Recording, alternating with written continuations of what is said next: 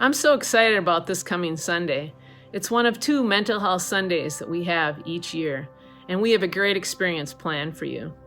The purpose of our mental health Sundays is to decrease the stigma around mental illness, to educate ourselves about it, to open up conversations in our larger community and between individuals in our community, to seek the loving support that a community like Shepherd of the Hills can provide, and lift up to God our worries and concerns in this area. When I started to meet with a team of volunteers to plan Mental Health Sunday, I was struck by how the fashion statement of 2020, the mask, is such a symbol of communicating about mental health challenges. Now, don't misunderstand me. I am a huge proponent of wearing a mask and how it limits the spread of COVID-19.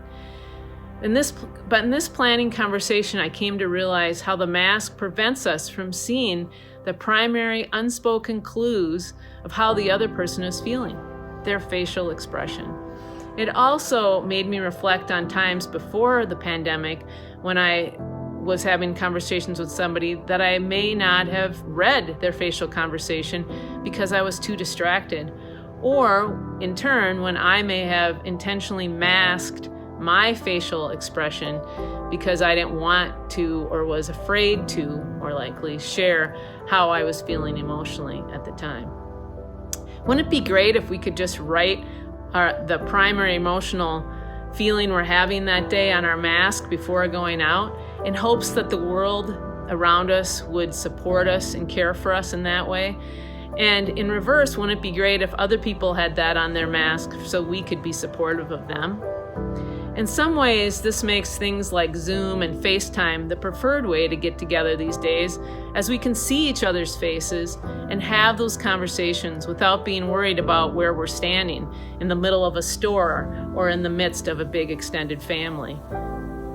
As we resist getting together in small, medium, or super spreader holiday events, I'm hopeful we can not only have group gatherings on safe formats like Zoom and FaceTime, and also schedule some one-to-one gatherings virtually so that we can have these conversations with people and see one another and discuss our emotions and fears and feelings of this year. We know from our mental health professionals that people are struggling in epic numbers this year. Being together in person to make one another anxious and possibly deathly ill is not my holiday wish for you.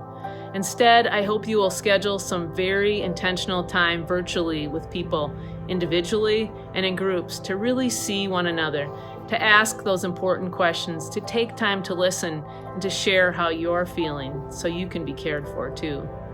When it comes to mental health wellness, we are all vulnerable. My challenge for you this Sunday is to arrive to worship with one of your masks written on boldly with what you would say your primary emotion is in this year of COVID-19 or 2020. By the way, it's okay to have a positive word as long as it's an honest reflection of how you feel. See you Sunday.